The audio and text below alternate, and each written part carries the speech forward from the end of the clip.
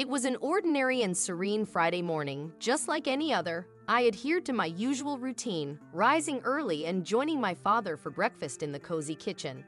Little did I anticipate that this particular day would forever alter the course of my life. As we peacefully savored our eggs Benedict, an abrupt and thunderous knocking on our front door disrupted our tranquil meal. The words that followed were more commonly associated with action-packed movies. Police. Open the door. My father rushed to answer, revealing two uniformed police officers on our doorstep. We are looking for Hannah Foster. Does she reside here? I couldn't help but wonder if this was related to my recent truancy from high school. The principal had warned me that he would take my case seriously, but I never expected this. Yes, it's me. I live here, I responded cautiously. With somber expressions, the officers delivered the devastating news. We are sorry to inform you that your father passed away last night. We discovered a letter with your name and address, along with a set of keys to his apartment. Our condolences, miss. My heart sank as I tried to process their words. I glanced at my father, who appeared bewildered and alarmed. A thought crossed my mind. Will he meet the same fate today? Thank you for letting us know, officers. Have a good day, I stammered, closing the door behind them. In that unsettling moment, I sensed something was amiss, deeply amiss. My father turned to me and said, "Honey, we need to talk." I nodded in agreement, feeling the weight of the situation. "Well, yes, obviously," I replied. "Dad, what was that all about?" "Maybe we should wait for Mom to return," he suggested. But I couldn't bear the suspense any longer.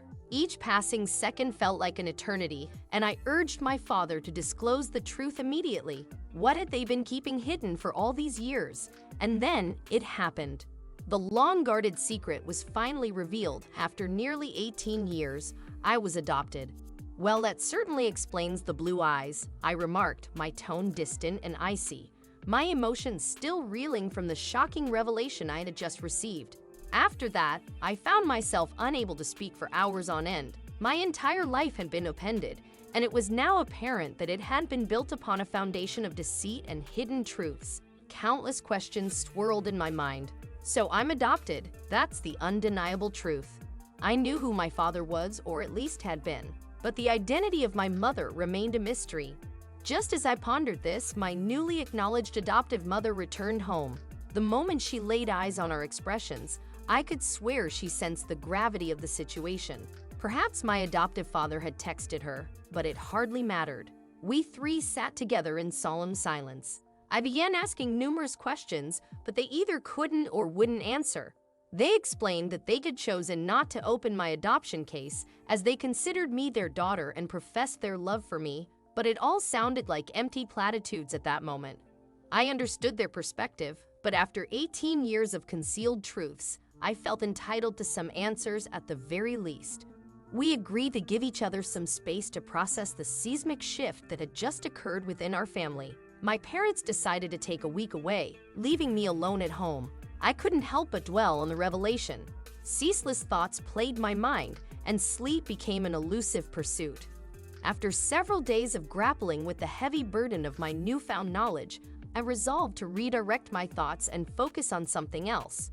Cooking had always been a passion of mine, so I decided to bake my favorite cake. I recalled that my mother had an excellent recipe in her cookbooks. I searched for it on our bookshelf, and as I retrieved the book, a small box tumbled to the floor. Little did I know the astonishing discovery that awaited me inside that box, a treasure trove of hundreds of letters. The letters I uncovered were from my biological father, and it became apparent that he had been in contact with my adoptive parents for years, perhaps right from the very beginning. It dawned on me that my adoptive parents had been aware of my real father's identity all along. They had concealed these letters from me and deliberately lied when I inquired about him. The unsettling thought crossed my mind. Did they also possess knowledge about my birth mother? This revelation was beyond belief. The entire narrative had spiraled into an unfathomable labyrinth of deception, and I could no longer bear it. What awaited me next in this tangled web of secrets? In a moment of resolve, I decided to pack my belongings and depart from the house. I left my adoptive parents a note and set out for my real father's apartment. With no one willing to disclose the truth, I felt compelled to uncover it for myself. As I arrived at the apartment, a sense of trepidation washed over me. The place seemed vast and desolate, almost as if it held the lingering aura of a recent tragedy. The apartment was in a state of disarray, much like my own tendencies, which suddenly made sense. Piles of papers and documents were strewn across the floor. I carefully surveyed the entire apartment before venturing into a room that appeared to serve as an office. There, I encountered an abundance of papers, but more astonishingly, I stumbled upon several bags containing vast sums of cash, millions of dollars. It was as if I had walked into a scene from an action movie. My immediate thought was, could my father have been involved in some illicit or dark business? Was he a drug dealer or worse? The fear that I might be the daughter of a cartel boss sent a shiver down my spine, and I fervently prayed for divine mercy. The revelations of the past week had been overwhelming. As I continued to search the room, my attention was drawn to several real estate documents. Initially, they didn't register much significance, but then I noticed my own name featured prominently on them. While I possessed limited knowledge of real estate matters, it appeared that I was a landlord, a revelation that added yet another layer of complexity to the enigma of my life. To the best of my knowledge, I appeared to own at least 5 apartments within the city. It suddenly dawned on me that money had been a recurring theme in my father's letters to my adoptive parents. Initially, I hadn't grasped their significance, but now it all fell into place. My father had consistently inquired whether my parents had provided me with the money he sent them and whether they had set some aside for my education. The revelation struck me like a thunderbolt. Not a single penny of that money had ever come my way. It was yet another falsehood to add to the growing list of deceit. But where had all that money disappeared to? It seemed highly likely that it had ended up in my parents' pockets, certainly not mine. The shock of this discovery was profound, especially since college application season was in full swing. My aspiration had always been to apply for a painting and drawing program, a dream my parents knew of. I had spoken about it for years, yet they repeatedly claimed they couldn't afford to fund my college education. They had insisted I find a way on my own or relinquish the idea altogether. Rather than succumb to self-pity, I chose to view the entire situation as an opportunity I needed to seize. I gathered all the money bags and returned home. Upon my parents' arrival, I divulged the truth about the letters, the lies, and the money. A silence hung in the room, broken eventually by my mother, who admitted they hadn't known how to navigate the situation from the outset, leading to years of falsehoods. I pressed further, my voice tinged with urgency. What about the money? My parents confessed they had intended to save it for my 18th birthday, but due to mounting debts in recent years, they had no choice but to use the funds for their financial obligations. My father responded with a cold demeanor. Do you at least possess any information about my biological mother? Please this time, don't lie to me. It was a plea, one final request for the truth.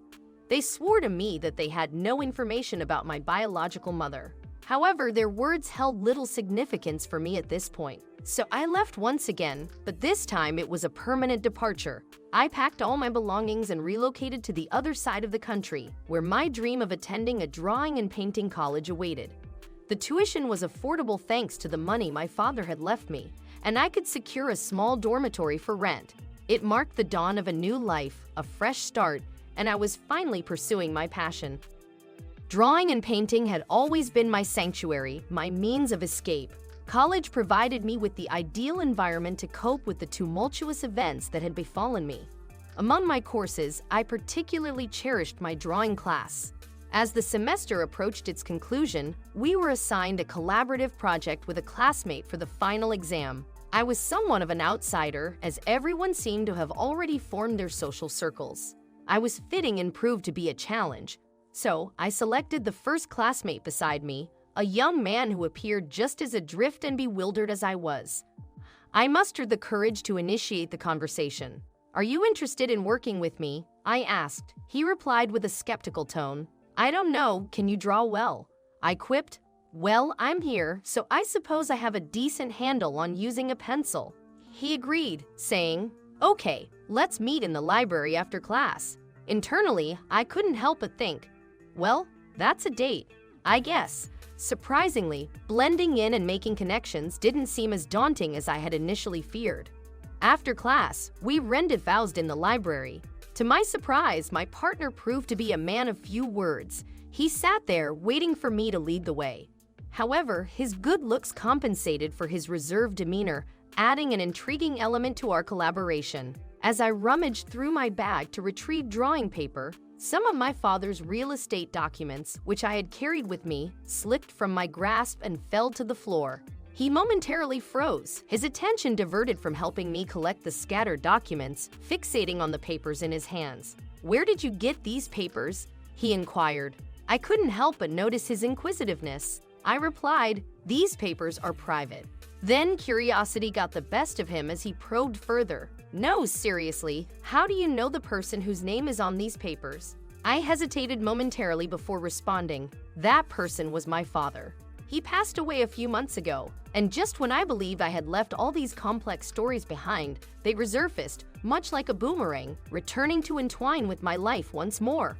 A whole new episode of this extraordinary saga was unfolding.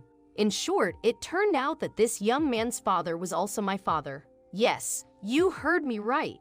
I had just discovered I had a brother on an ordinary weeknight in the library. And yes, it's needless to say that I had started developing a crush on him a few moments prior.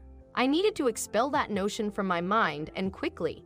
Similar to me, my newfound brother had been adopted by another family. However, unlike me, he had the opportunity to meet our father several times before his passing. In fact, he had assisted our father with various administrative and real estate matters and was already aware of my existence. Our father had informed him about me so that he could include my name on some of the documents. My immediate question was, "You never tried to find me?" His response was candid. "I wanted to, but I just didn't know how. He only gave me your name." It was surreal that I had to cross the entire country to finally learn that I had a brother. We spent days talking and bonding, sharing our experiences and stories. Yet, as we delved deeper into conversation, a lingering sense of unease began to surface. There seemed to be something amiss, something he hadn't divulged.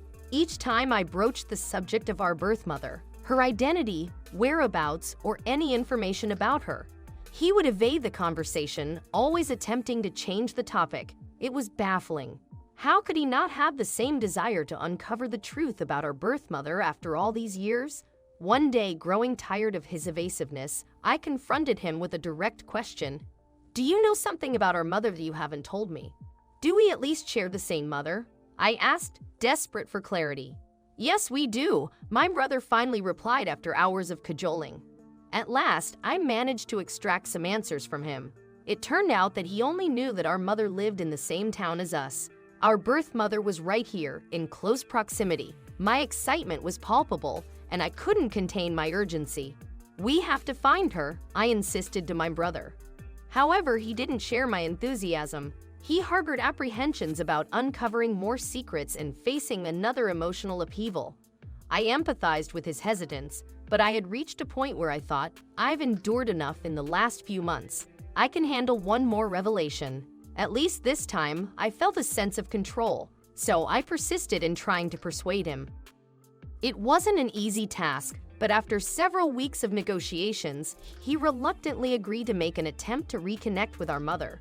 During this period, I undertook extensive research, and after numerous nights of searching, I finally uncovered our mother's address.